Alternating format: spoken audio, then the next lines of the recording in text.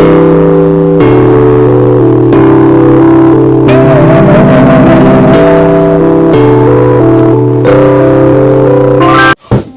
to my channel. If you're new, hi, I am Blaya. I make videos showing you how to glam up from head to toe while saving your coin at the same time.